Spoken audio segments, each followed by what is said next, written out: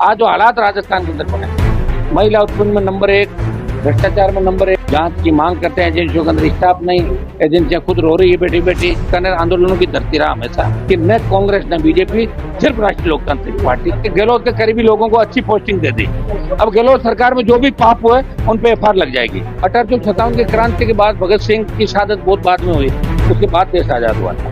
तो ये जो क्रांति है, ये ललकार, ये हुंकार इस बार राजस्थान को बदल दे। वैसे अशोक गहलोत जहाँ भी जाते हैं टुकड़ा साफ करके आते हैं, और भजन लाल जी का भी जहाँ पग फेरा हो जाता है वहाँ मंटाधार होता है। बीकानेर की धरती से एक नया आगाज होगा, एक नई क्रांति की शुरुआत होगी जो राजस्थान के अंदर बदलाव करेगी। और राजस्थान को देश के उन प्रमुख राज्यों में माना जाएगा जहाँ क्षेत्रीय पार्टियां ताकतवर होकर उभरेगी। अभी तक राजस्थान को सीरियस नहीं लेता देश के अंदर, वो हमारे संघर्ष के बाद हुआ कि यहाँ क्षेत्रीय पार्टियां बन सकती है। आज जो हालात राजस्थान के अंदर बने, महिला उत्पन्न में नंबर 1, भ्रष्टाचार में नंबर 1, सरकारी खजाने को लूट के खा रहे हैं, कभी कांग्रेस कभी बीजेपी एक दूसरे हाथ मिला लेते हैं। एजेंसियों के अंदर दम नहीं रहा, जांच की मांग करते हैं एजेंसियों के अंदर स्टाफ नहीं, एजेंसियां खुद रो रही है बेटी बेटी। तो राजस्थान को एक नए उसकी आवश्यकता है, डोज की, जो मजबूती से राजस्थान को खड़ा कर सके, और वो नौजवान ही कर सकता है। और नौजवान इस बीकानेर की धरती से उस दिन आगाज करेगा। बीकानेर आंदोलनों की धरती रहा हमेशा। गंगाना, हनुमानगढ़, बीकानेर, चूरू में चाहे जागीरदारी प्रथा थी, दूसरे थे, तो यहाँ आंदोलन में लोगों ने अगुवाई की। आज भी अपने हक अधिकार के लोग लड़ते हैं। छात्र आंदोलन भी इस धरती पे बहुत हुए।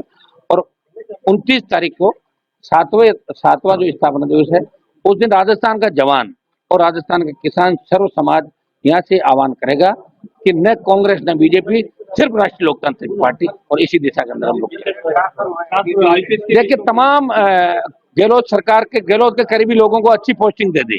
अब गहलोत सरकार में जो भी पाप हुए उन पे एफआईआर लग जाएगी।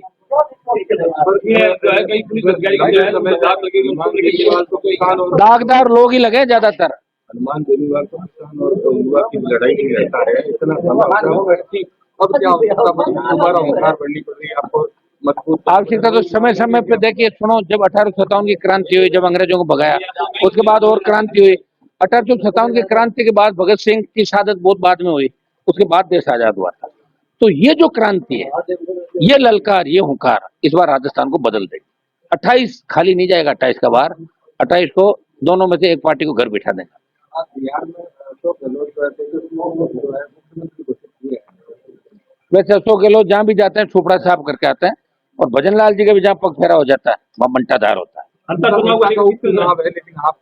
आजकल में हम बात कर नहीं, दूरी मेरी इसलिए हाडोती काफी दूर है ना वहां से, तो हाडोती बीजेपी का गढ़ भी है, कांग्रेस बीजेपी रही वहां पे। हमारी तो कोई पार्टी का ज्यादा वहां रहा नहीं, लेकिन कांग्रेस बीजेपी के खिलाफ मजबूत जो उम्मीदवार है उससे हम एक बार बात करें। 2-3 लोग हैं, हम चाहते हैं कि बैठ के एक व्यक्ति हो जाए, और उसके बाद अंत में कांग्रेस, मेरा समर्थन कांग्रेस बीजेपी के खिलाफ जो तीसरा उसी को जाएगा, वो हम आजकल में तय कर देंगे और उसको समर्थन देकर आवश्यकता पड़ती में जाओ। नरेश मेरे नजदीक है काफी। वसुंधरा जी को, वहाँ वसुंधरा जी और बीजेपी दोनों की टीम लड़ रही है वहाँ आपस में। वसुंधरा जी कैंडिडेट और भजन लाल के कैंडिडेट, वहाँ ये कैंडिडेट जिसका रही है उसका, तो भजन लाल जी चाहते हैं कि ये कैंडिडेट जो हार जाए, और वसुंधरा चाहती है कैंडिडेट जीत जाए। तो अभी झगड़ा वहां चल रहा।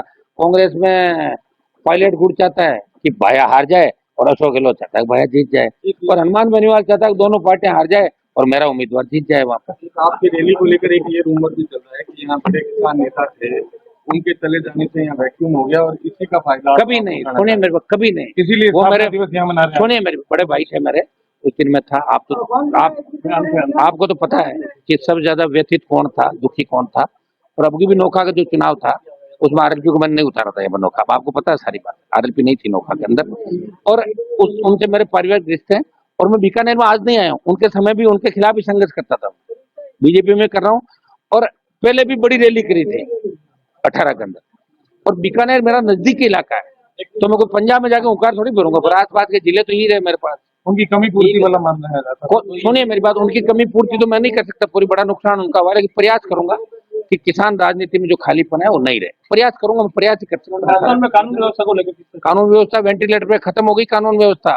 भूल से भी बता मत देना किसी एसपी आईजी डीजी को जाके कि साहब ये होना वाला, उसी को कह देंगे तेरी ये हुई, क्राइम करा देंगे। आधे लोग बैठे हैं। हनुमान बेनीवाल जो पश्चिमी राजस्थान का ही नेता है, बाकी जगहों पर हाड़ौती को आप मना कर नहीं, हाडोती मना नहीं करो, मैं क्या कह रहा हूँ कि हाडोती के अंदर कोई बड़ी सीटें नहीं, हाडोती में 17 सीट है, वहां पे 200 सीट है राजस्थान में, 17 निकाल दो तो भी 183 बचते, ये मत कहो आप। मैं पश्चिम राजस्थान की बात नहीं कर रहा हूँ, मैं तो कोटपुतली में 30,000 वोट लिए, नीम का थाना में 30,000 लिए, असिंध में 60,000 वोट लिए, अभी 60,000 50,000 बल्लभनगर में लिए, तो पूरा मेवाड़ मारवाड़ जयपुर सीकर आपका पूरे इलाकों के अंदर आरएलपी का वर्चस्व है और वर्चस्व बढ़ेगा। हाडोती का मैंने आपको बता दिया कि कांग्रेस बीजेपी के खिलाफ आज कल में ही हम बात करके 2-3 वहाँ नए जो लोग लड़ रहे हैं उनको चाहते हैं हम एक करके और उसके बाद मोर्चा हम खोलें और दोनों पार्टियों को हराएं।